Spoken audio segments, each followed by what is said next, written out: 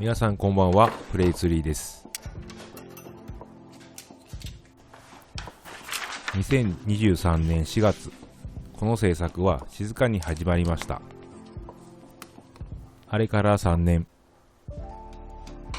ガンダムの土台となる B パーツ下半身の製作からガンダムの心臓部分コアファイターを作り上げ、ついにここまでたどり着きました。ここから新章に入ります。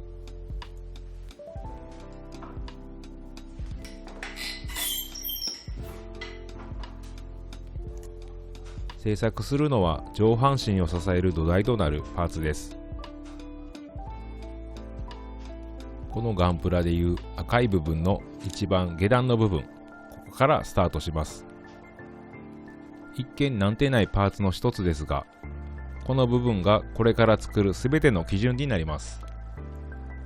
わずかなズレも許されない製作最大の難所なのかもしれません。これからの A パーツの製作の中で大切なポイントが何点かあるんですけども、まず一つ目、このコアファイターをドッキングさせられる内部構造を持った A パーツを作らなきゃいけないということです。今のところざっくりなんですけども、同じようなスケールで A パーツを作っていくと、コアファイターはギリギリ収納されます。そしてガンダムのコックピット、お腹の部分がこのガンプラのように開閉式にしないと A パーツが上から覆いかぶるような形でドッキングできないことが分かりました。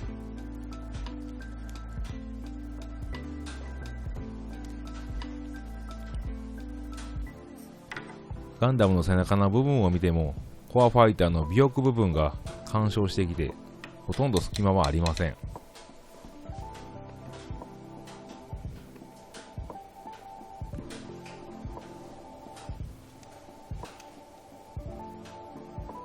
ガンダムの両サイド、脇腹部分、こちらもほとんど隙間はありません。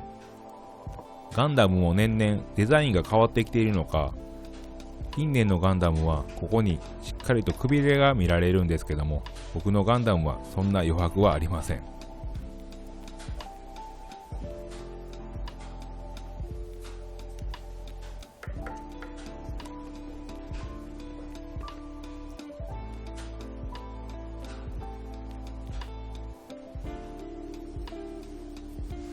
コアファイターの収納を考えると、この A パーツ、スケールアップして作りたいところなんですけども、そうしてしまうと B パーツとのバランスが崩れてしまいます。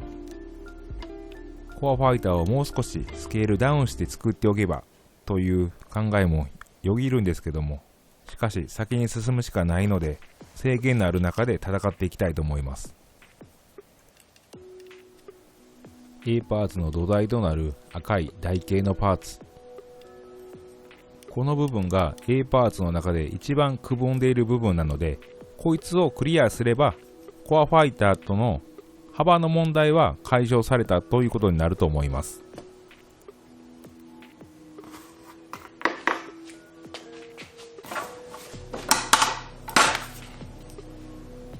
A パーツも今まで通り100分の1のガンダムをノギスで測りながら設計していきます。今まではガンダムの外装のサイズ、それだけをね頭に入れてこうやって図面に起こして作ってきたわけなんですけども、これから製作していく A パーツは首元までコアファイターの干渉を考えて内装部分まで意識して設計製作をしていくことになるのが最大のネックかと思います。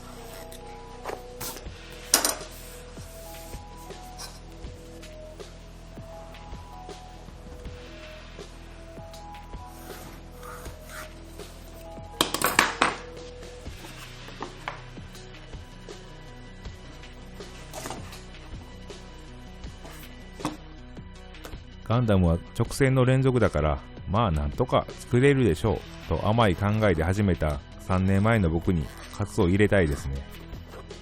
いや、この事実を知らなかったから軽い気持ちで始められたのかも。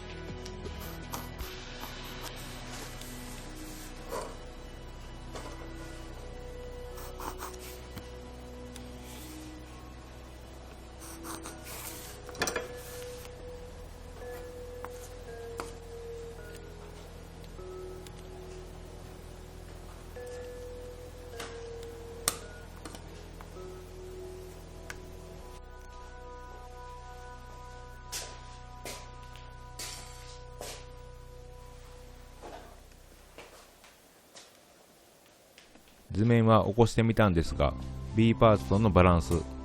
コアファイターとの干渉、いろいろ考えると不安で初めて段ボールで型を作ってみました。本当にこれが初めてです。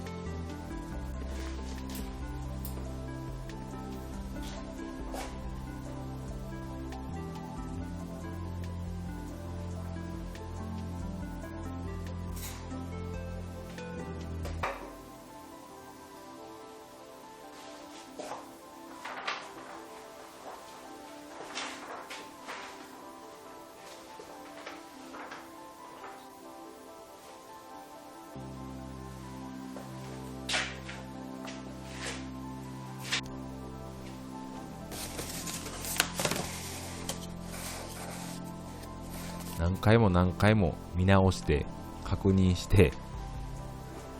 眺めてひたすらしました。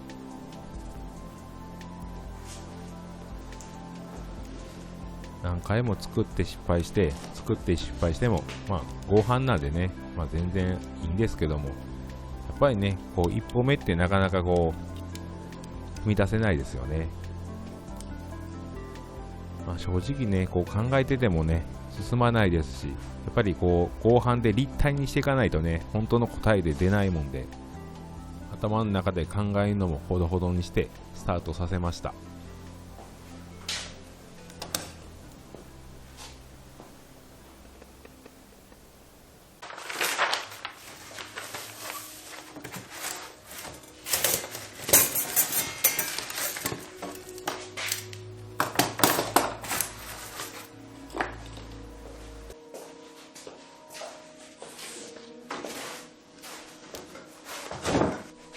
これまで見てくださっている方はもう伝わっていると思いますが、この機動戦士ガンダム、普通のね無垢の木じゃなくて合板で作っています。厚さ 12mm、4部、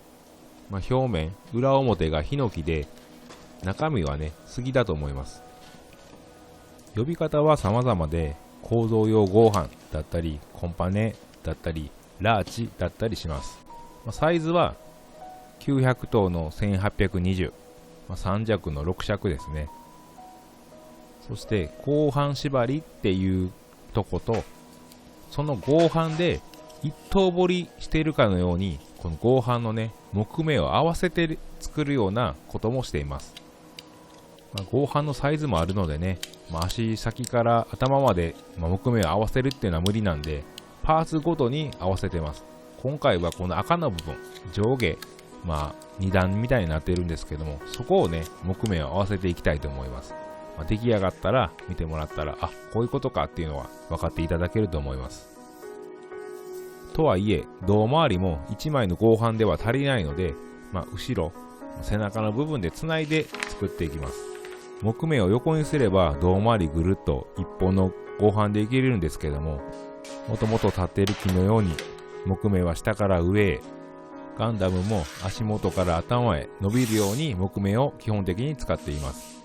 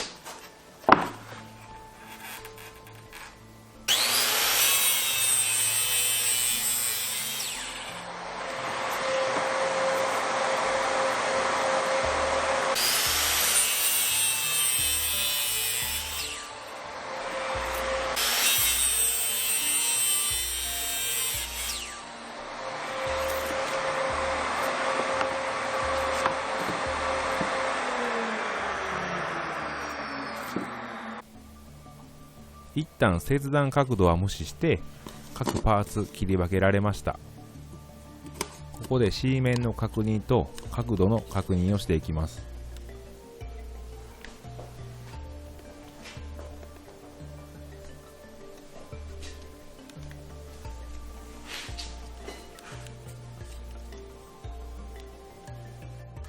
ここが頭の方で話した外装パーツの寸法と内部のコアファイターとの干渉も考えていかなければいけないポイントです。なかなか言葉では説明できないんですけども、台形のね、転んでいる部分の内の寸法がこの寸法になってます。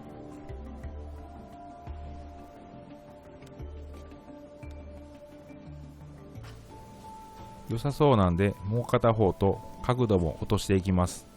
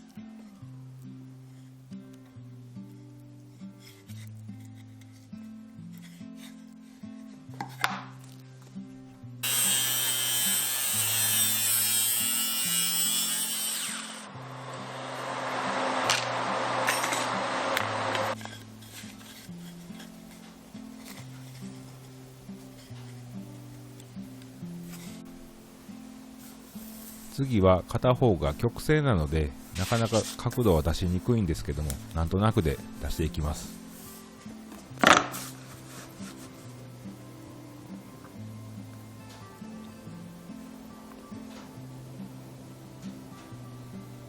丸ノコにセットする切断角度はシンプルに考えたら本当に難しいことではないですよね。それでもどこを測ったらこんな寸法になるのっていううっかりミスもあるもんで、次の動画でミスしているとこがわかると思います。はい、ミスしてます。ここはじゃないんですけど、次のところで、はい。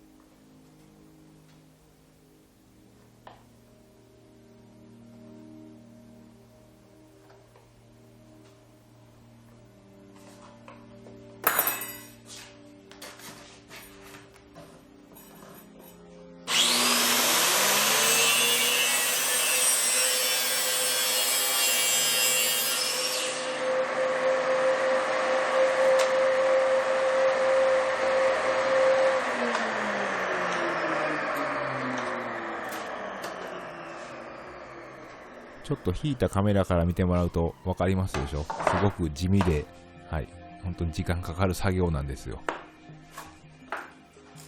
単純に2つの部材を同じ角度で切って合わせていくっていうだけなんですけども、1個の角度をね、間違えると、お互い間違えて倍間違えることになるじゃないですか。それでだいぶ角度が変わってくるのでね、すごく慎重に切っていきます。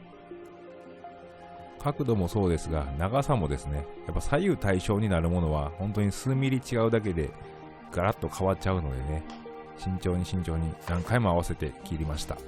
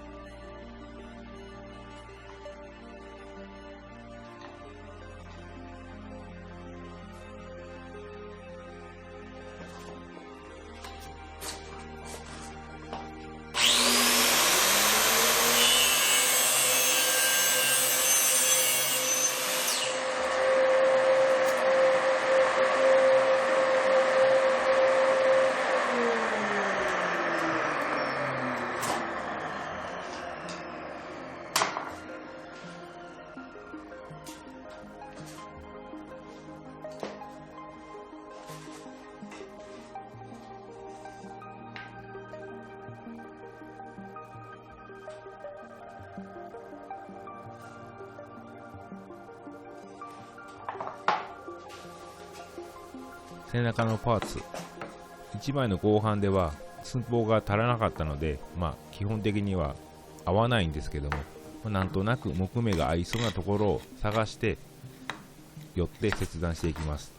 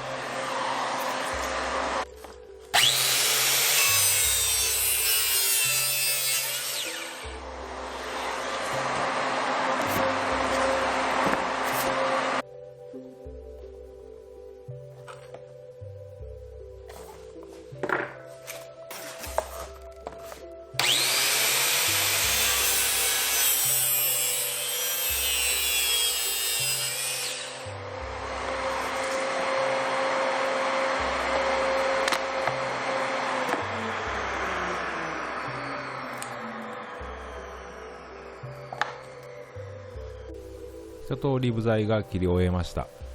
ここからスリットを入れていきます。なぜだかはもう分かっていただけますよね。